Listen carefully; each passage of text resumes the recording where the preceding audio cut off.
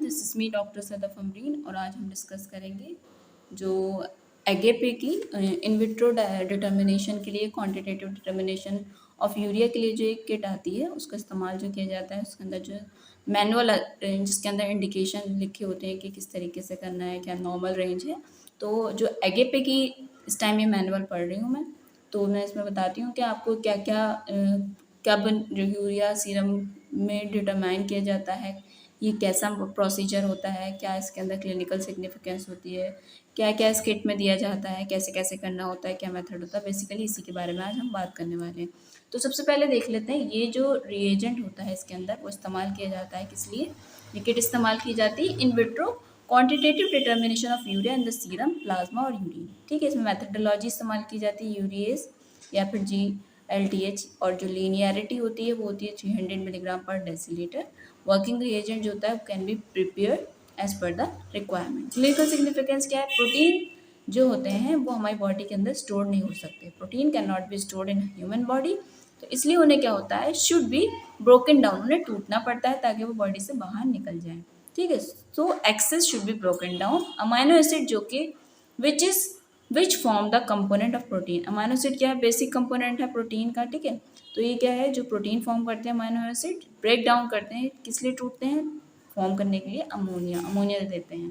ये एक टॉक्सिक होता है, तो इसके लिए क्या होता है, केमिकल्स रिएक्शन की एक सीरीज ऑफ केमिकल रिएक्शन से ग्रो पास आउट करता है, जिसे बोलते हैं यूरिया साइकिल, जो कि नॉन टॉक्सिक यूरिया को प्रोड्यूस करता है। फिर उसके बाद क्या होता है, ये ब्लड में रिलीज हो जाता है जो कि फिल्टर हो जाता है इन द किडनी, फिर एक्सक्रीट आउट होता है यूरिन के अंदर। ये इसकी बेसिक क्लिनिकल सिग्निफिकेंस हुई। इन्होंने बताया कि प्रोटीन जो होता है हमारी बॉडी के अंदर स्टोर नहीं होता, इसलिए क्या होता है, वो ब्रेक डाउन होकर बाहर निकलता है। प्रोटीन का बेसिक यूनिट है अमाइनो एसिड, इसका टूट के अमाइनो एसिड टूट के देता है अमोनिया।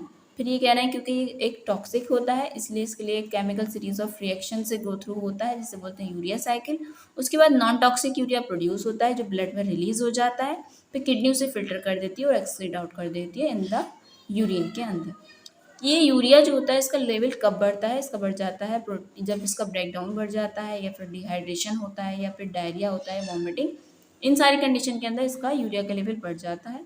ऑल्सो इसके अलावा रीनल डिसऑर्डर जैसे कि ग्लोमेरुलनेफ्राइटिस है, क्रोनिक नेफ्राइटिस है, या नेफ्राइटिक सिंड्रोम है, उसमें भी जो होता है इसका लेवल बढ़ जाता है। डिक्रीज कब होता है, अगर लीवर फेल्योर हो या प्रेगनेंसी हो। प्रिंसिपल क्या है, एंजाइमेटिक डिटर्मिनेशन यूरिया का अकॉर्डिंग टू था इस तरीके से किया जाता है। कैसे, यूरिया साथ में H2O लेते हैं, यूरिएज की मदद से कन्वर्ट हो जाता है 2NH3 प्लस CO2। अब ये 2NH3 जो होता है साथ में act plus 2 alpha keto glutarate के साथ एक्ट करता है प्लस 2 NADH, GLDH की प्रेजेंस के अंदर कन्वर्ट हो जाता है L glutamate plus 2 NAD plus 2 H2O। ये इसका प्रिंसिपल होता है। इसके अंदर क्या आता है, किट के अंदर आता है एक यूरिया R1 होता है इसके अंदर। ठीक है, एक होता है यूरिया UV, एक होता है यूरिया UV। ये इसके अंदर किट के अंदर कंपोनेंट्स होते हैं जो प्रेजेंट होते हैं, कितने होते हैं इसका प्रोडक्ट कोड दे रखा है। फिर उसके बाद इन्होंने बताया कि एक स्टैंडर्ड होता है, ठीक है, एक बफर होता है, और ये इन्होंने बताया कि ये NADH 0.25 मिलीमोल पर लीटर जिसे R2 बोलते हैं, यानी R1 R2 और स्टैंडर्ड 3 चीज़ें होती है इसके अंदर। सेफ्टी और रिस्क में इन्होंने बताया कि मटेरियल सेफ्टी, अगर आपको डाटा शीट की ज़रूरत है तो वो आपको प्रोवाइड कर दी जाएगी ऑन रिक्वेस्ट। ठीक है, उसके बाद रिएजेंट प्रिपरेशन कैसे किया जाता है, रिएजेंट को प्रिपेयर किया जाता है, जो वॉल्यूम रिएजेंट 1 है उसको जो होता है विथ वॉल्यूम रिएजेंट 2 के साथ जो होता है मिक्स किया जाता है। और इसको स्टेबल कब तक रख सकते हैं आप, इसको 30 दिन तक स्टेबल रख सकते हैं अगर आप इसे 260 डिग्री सेल्सियस पे स्टोर करते हैं। वर्किंग रिएजेंट को जो होता है डिस्कार्ड कर देंगे कब, अगर ब्लैक एब्जॉर्बेंस उसकी लेस देन आ रही है 1.0 एट 340 नैनोमीटर पे। ठीक है, रिएजेंट को स्टोर कैसे करना है, इसका स्टोरेज यही है, इसकी एक्सपायरी डेट तक स्टेबल रहता है। अगर आपने नहीं खोला है, अगर खोल लिया है तो इसको आपको 260 डिग्री सेल्सियस पे स्टोर करना है, और लाइट से डायरेक्टली इसका जो होता है एक्सपोजर लाइट से नहीं होना चाहिए। ठीक है, ओपन वायबिलिटी कब तक है इसकी वही सिंपल जैसे यहाँ बताया उन्होंने कि 4 वीक तक अगर आप इसे स्टोर करते हैं 260 डिग्री सेल्सियस तक। अगर कोई कंटामिनेशन हो जाए तो आपने उसे अवॉइड करना है। ठीक है, ऑन बोर्ड्स कैलिब्रेशन स्टेबिलिटी 20 दिन तक होती है। रिएजेंट डिटोरिएशन क्या है, कहने का टर्बिडिटी दिख रही है, कोई प्रेसिपिटेशन दिख रहा है किट कंपोनेंट के अंदर, तो ये बताता है कि डिटोरिएशन हो गया, तो उसको क्या करना चाहिए, डिस्कार्ड कर देना चाहिए।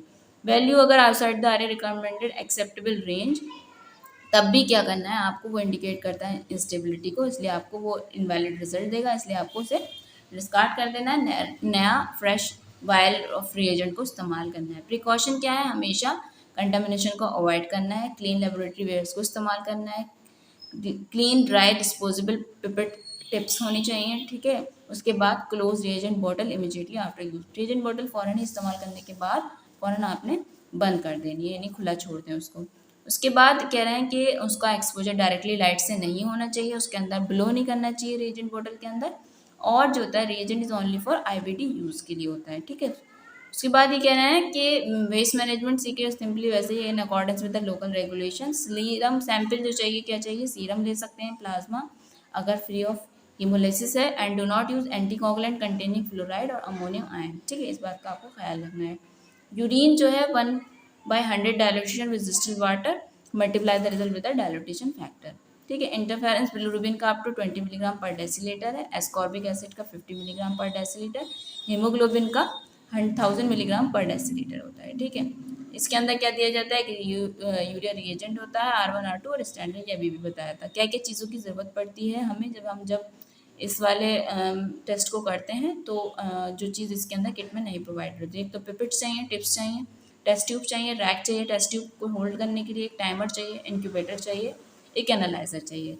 नेक्स्ट टेस्ट के पैरामीटर जो कि सबसे इंपॉर्टेंट चीज़ है, इस टेस्ट को करने से पहले ये सब चीज़ें आपको अपनी मशीन के अंदर सेट कर लेनी होती हैं, ठीक है। जैसे मोड ऑफ रिएक्शन आप सेट करेंगे फिक्स, स्लोप ऑफ रिएक्शन कैसा होगा, डिक्रीजिंग होगा, वेवलेंथ 340 होगी, टेम्परेचर 337 डिग्री सेल्सियस होगा, ब्लैंक क्या होगा, DI वाटर होगा, एंड स्टैंडर्ड कंसनट्रेशन कितनी रहती है, 50 मिलीग्राम पर डेसीलीटर, ठीक है। लिनियरिटी कितनी होती है, 300 मिलीग्राम पर डेसीलीटर होती है, डिले टाइम कितना, 30 सेकेंड, इंटरवल कितना होता है, 60 सेकेंड, एंड सैम्पल वॉल्यूम आप लेंगे 10 माइक्रोलीटर, एंड रिएजेंट वॉल्यूम लेंगे 1000 माइक्रोलीटर। अच्छा, ये जो चीज़ है सैम्पल वॉल्यूम रिएजेंट वॉल्यूम, ये अपने आप से आप इसको चेंज कर सकते हैं। अगर आप सैम्पल वॉल्यूम ले रहे हैं 5 माइक्रोलीटर, तो रिएजेंट वॉल्यूम भी जस्ट हाफ हो जाएगा, यानी 500 माइक्रोलीटर, ठीक है। ये चीज़ आप अपने कंट्रोल में कर सकते हैं।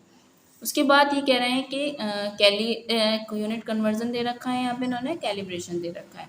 ये कह रहे हैं कि जो लेबोरेटरी प्रोसीजर रहता है, किस तरीके से प्रिपेयर करना होता है, इसके अंदर आप 2 टेस्ट ट्यूब लेंगे, एक इस पे स्टैंडर्ड मार्क कर देंगे, एक पे सैंपल मार्क कर देंगे। स्टैंडर्ड वाली और सैंपल वाली में दोनों के अंदर रिएजेंट डालेंगे 1000 माइक्रोलीटर। उसके बाद जो स्टैंडर्ड वाली है उसके अंदर सिर्फ स्टैंडर्ड डाला जाएगा 10 माइक्रोलीटर, ठीक है।